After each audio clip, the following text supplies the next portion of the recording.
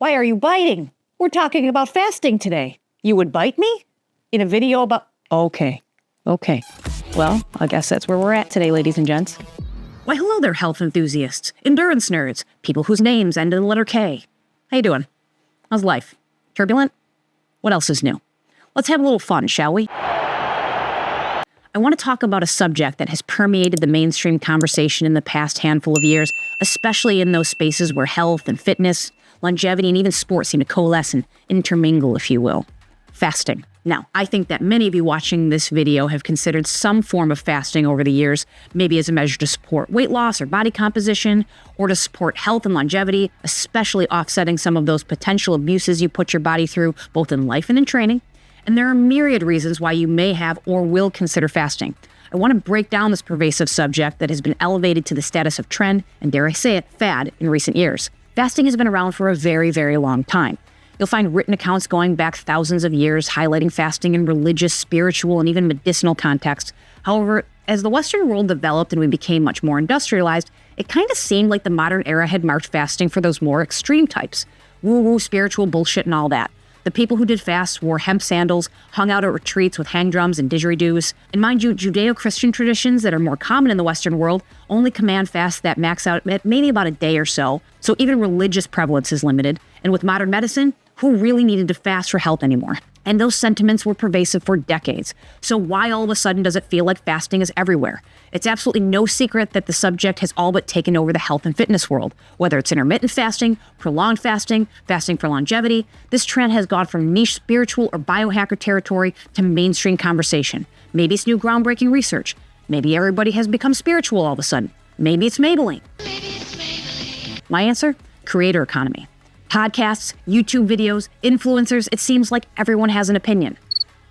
And with the exponential rise of these voices in these spaces, conversations that were once limited to small communities, researchers, and health experts are now happening in the broader population. And that's great in a lot of ways. We have democratized information in recent years, challenged the status quo and outdated ideas through discourse, and even generated more interest in important subjects, which is often upstream of additional funding for research. But this phenomenon also brought in those ever-present bad faith actors, grossly oversimplified or miscommunicated science, both intentional and unintentional, and let's be honest, some outright scams.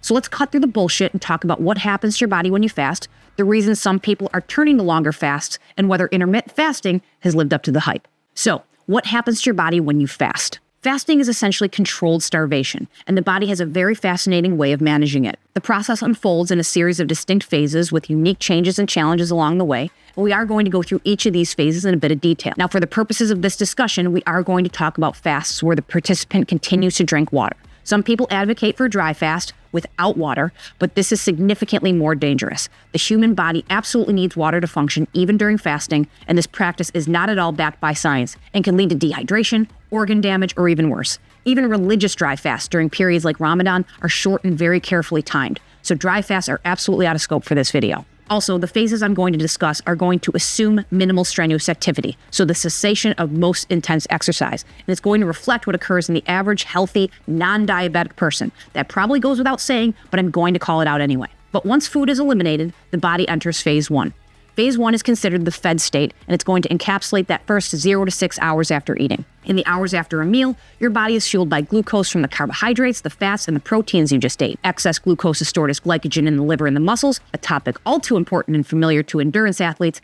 Insulin levels are high, and it signals to the body to use glucose as a primary energy source. Phase 2 is considered the early fasting period and occurs between hours 6 and about 24. Once you've used up the readily available glucose, your body begins breaking down glycogen into glucose via the biological process called glycogenolysis in order to maintain energy levels. Athletes are very familiar with this biological process as we accelerate it when we work glycolytically, and why extended or high-intensity efforts are going to require onboarding concentrated sugars to stave off the process and to maintain energy and output. Most people will start to go into ketosis, more on that in a minute, as they get to the back half of this phase. But all in all, this phase is pretty tolerable for most people and ranges anywhere from skipping a single meal to doing a short one-day fast. Now, phase 3, another athlete favorite, includes glycogen depletion, occurring over the 24 to 72-hour period. At this point, glycogen stores are nearly gone. Your body shifts to breaking down triglycerides, fats, into free fatty acids and glycerol, which are then converted into ketones in the liver. Now, ketones are a usable energy source, but I need to pause here and talk about this idea of burning fats for fuel because it is pervasive in the discussion about fasting and the ketogenic diet as being somewhat fast mimicking for weight loss. It's going to be important to keep this in mind for the remainder of the video. In colloquial terms, we refer to triglycerides as fats. To be clear, these are substrates in the bloodstream and stored in the body that are used in chemical processes to support metabolism and perform protective functions. But because the English language is so adorable in using words to mean several things, Really? Please. people conflate the idea of using fat for fuel via triglycerides with burning subcutaneous fat that we were all too happy to part with. The same conversation surrounds Zone 2 exercise or training. People seem to believe that this is some panacea for weight loss, or more specifically, fat loss. If they put their body into a particular state, fat will magically melt off.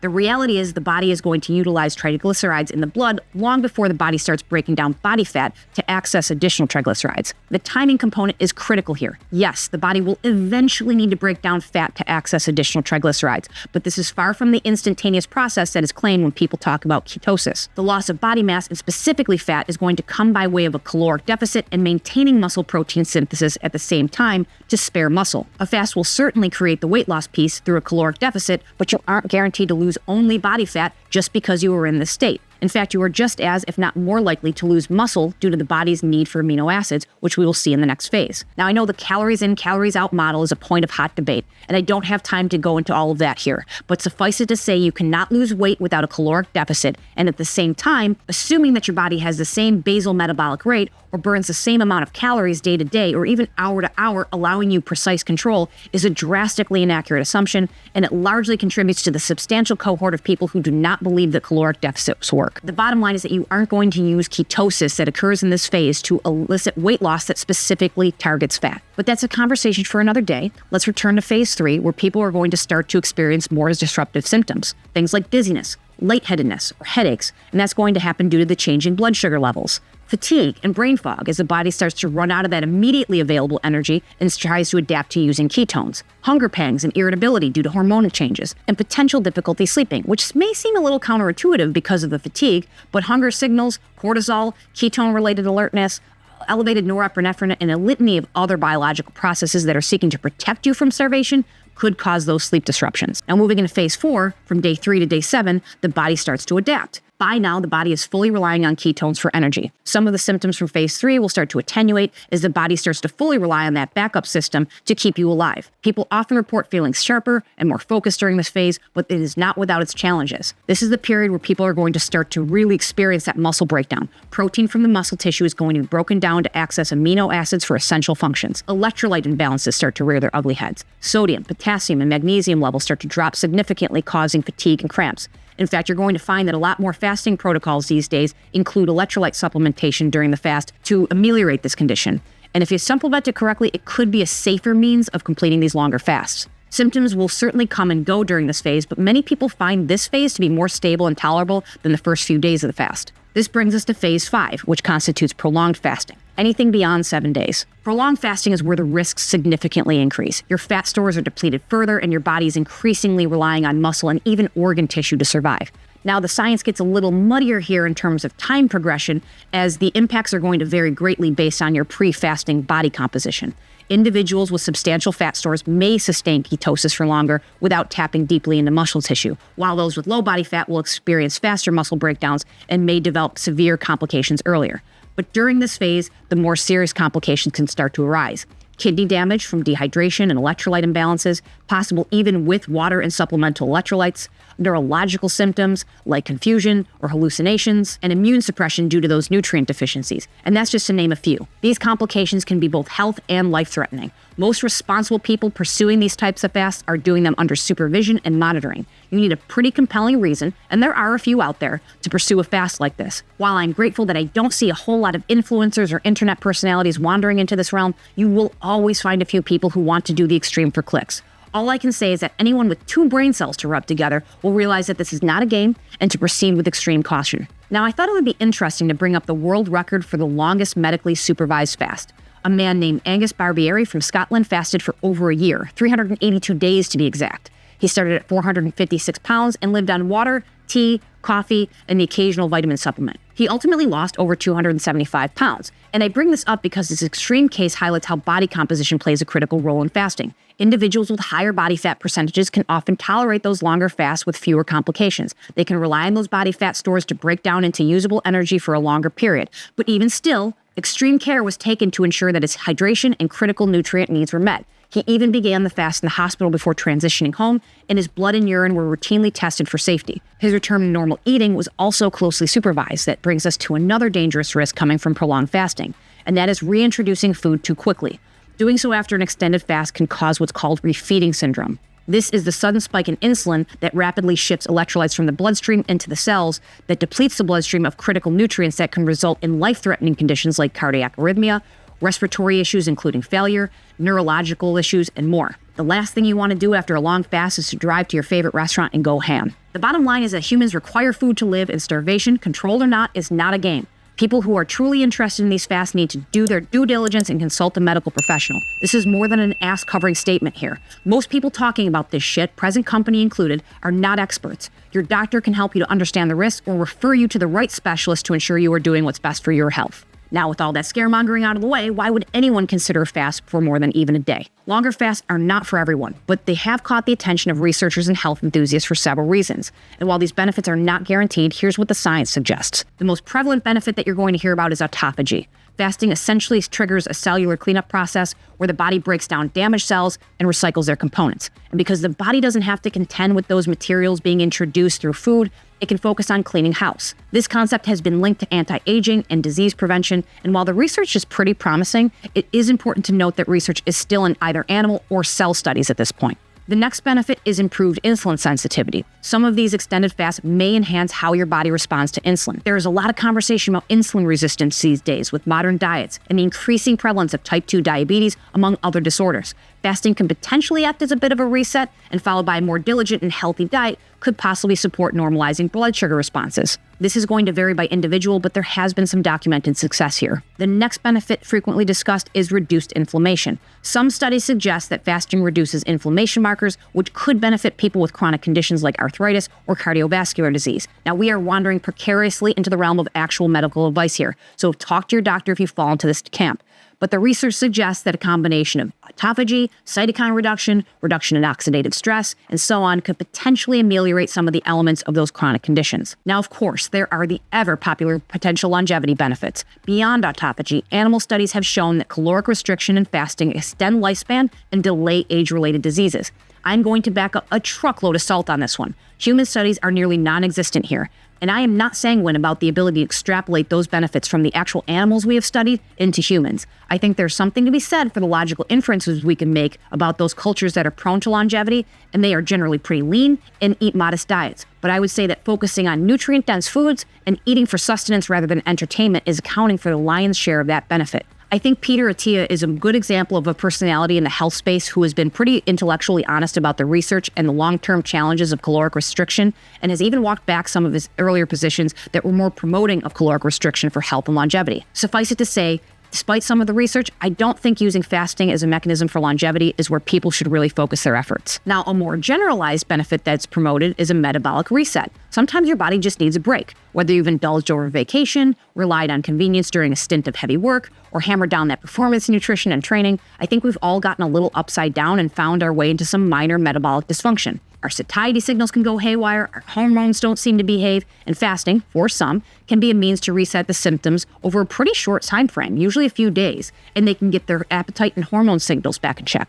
Success here definitely varies by person, but anecdotal accounts from those who have committed to those behavioral and dietary changes post-fast are pretty positive. And I'm going to talk about this last potential benefit discussed with extreme caution and every disclaimer you can imagine, and that is the potential support during cancer treatments. It's kind of funny. Years ago, I remember having a random conversation with somebody about whether controlled starvation or fasting could also starve cancer cells. Obviously, there's going to be the concern that doing so means that you aren't providing your body with the energy it needs to fight the cancer, but I kind of wondered if there were certain cases where the fast could be effective in starving the invader cells. And this is not a ridiculous proposition on its face, and clearly I'm not the only person who has considered this idea, but I can see it being a difficult topic to research given the risks and the ethics involved. Now, interestingly enough, some recent studies have shown that fasting may enhance the effectiveness of certain cancer therapies by making those cancer cells more vulnerable to the treatment by eliminating their readily available fuel through food. These protocols should only be prescribed by someone's oncology team and are linked to certain types of treatments and therapies, but I did want to talk about it here because you might stumble across these conversations while researching fasting. This isn't an exhaustive list of potential benefits that are suggested to come from fasting, but I would say that these are the most prevalent in the mainstream conversations. Most of these benefits are achieved in fasts lasting up to about that 7-day mark, and it's up to each individual person and their healthcare provider to decide whether the risks at each phase can be controlled and whether they are worth the benefit. For my money, I would say a generally healthy and fit person could use fast sparingly, maybe 2 to 4 times a year for a few days max. Could help to give the body a bit of a break and a reset for some of your biological functions that might be a bit abused in the pursuit of performance. But routine monthly fasts or prolonged fasting periods, I feel the benefits can better be achieved by other means and should only be leveraged in specific individual use cases. But let's shift gears to the elephant in the room, as I think many of you are waiting for my take on intermittent fasting. Does it live up to the hype? Intermittent fasting, and you're going to sometimes see this abbreviated as IF in the research, is often framed as a more sustainable and accessible way to fast. It involves alternating periods of eating and fasting, and you generally see it communicated as the fasting window in hours as a ratio to the eating window. The most popular example is 16-8, wherein a person is going to fast for 16 hours, generally half of that time occurs during sleep, and eat all of their meals during the selected 8-hour consecutive eating window. Proponents are going to tell you that this stimulates weight loss through leveraging ketosis beyond about that 12-hour mark to burn fat for fuel. The science is a bit mixed here, as I think some of the studies have been manipulated and framed in such a way to confirm the hypothesis. But more and more recent studies are essentially debunking this idea. Again, the primary driver of weight loss comes back to the calorie reduction. Intermittent fasting works by limiting the eating window and creating that timing discipline that could eliminate a lot of the grazing and snacking that occurs that people often don't realize they are doing. By intermittent fasting, people are forced to be more intentional and diligent about when and what they are eating. Whether they think they are intentionally cutting calories or not, those who have lost weight through intermittent fasting have invariably reduced their calories or increased their output compared to their traditional eating routines. The direct studies indicate that when calories are matched, intermittent fasting is no more effective than traditional caloric restriction. Now, to be clear here, I'm not saying that if intermittent fasting has worked for you to lose weight, you should ditch it because you've tricked yourself. Reducing calories is often about discipline, and if being disciplined about the times you eat meets that objective, and you're otherwise maintaining a healthy and balanced diet, then by all means, continue your protocol. But don't be under the illusion that there are special biological mechanisms at play here that you can't stray away from because ketosis. But intermittent fasting isn't solely about weight loss. There are some additional proposed health benefits here. Some studies suggest that intermittent fasting can improve insulin sensitivity by controlling blood sugar cycles and spending longer periods of time at a controlled lower blood sugar level, markers of inflammation by reducing some of the digestive and cellular burden that can be caused by the near constant introduction of food that is prevalent in Western diets, and cellular repair processes, as those longer periods without food might allow for some small amount of autophagy to occur. While the science does support some of these benefits to an extent, the benefits are often overstated by proponents of intermittent fasting, and more research is absolutely required to confirm the longer-term effects. To close the loop on intermittent fasting, I have to talk about the considerations for women. A lot of research, especially in the fitness and health space, is focused on men. That research is then overgeneralized to the total population. And while there's a lot of overlap between men and women biologically, we are also vastly different in many ways. Intermittent fasting is really not ideal for women. Some women in the general public can do okay, but active women and athletes should avoid intermittent fasting like the plague. Intermittent fasting can disrupt hormonal balance, menstrual cycles, and recovery in women, further exacerbating the impacts of a high-activity lifestyle and training strain. Women often quietly feel like failures when they can't get the same benefits loudly celebrated by men, and they double down on intermittent fasting. But to borrow from Stacey Sims, women are not small men. If you are a woman thinking about intermittent fasting, I would recommend seeking out some of the podcast discussions and literature by Stacey Sims, as well as other experts in the field that will provide critical insights as to why, for women in particular, intermittent fasting is a no-go. There are also a number of resources as to how to fuel your unique biology. I'm going to leave some of those resources in the description down below for you to check out if you're interested. So, as we are landing the plane here, most of you who watch this channel are athletes, and you are probably asking, what is the TLDR on fasting and athletic performance? The bottom line is that fasting can have mixed effects on athletic performance. Short-term fasting probably won't harm performance a ton. You can strategically schedule your low-intensity activities or rest days around a 2 to 3 day fast, refuel, and it's business as usual. Extended fasting, on the other hand, depletes glycogen stores, making high-intensity activities and even lower-intensity activities nearly impossible for the duration of the fast. This will have longer-term performance impacts, as many people are going to experience that beyond a few days off, they endure something in the range of a 1-to-2 ratio of the amount of time taken off to the amount of training time required to recover that lost fitness. Adding in any nutritional deficiencies or electrolytes imbalances cause, and you can really set back your training. Now, what about ketones as a fuel for fasted training? While ketones can sustain endurance activities, the research has decisively shown that performance will be limited to steady state output, and recovery can be extremely hampered by routinely training in this fasted state. Carbohydrates absolutely remain the most efficient fuel source for the overwhelming majority of athletes. So, should you try fasting? It can be a tool for some, but it's certainly not a one-size-fits-all solution. For most people, focusing on calorie intake, nutrient-dense diets, and training quality will have a much bigger impact on health and fitness. Whether you're considering intermittent fasting or prolonged fast, the key is to stay skeptical, data-driven, and realistic about your goals. But let me know what you think or about your experience with fasting down in the comments below. Follow this here map. I made it myself. While you're down there, hit all those YouTube buttons. They're free and oh so satisfying. And as always, I'll catch you in the next one. See ya.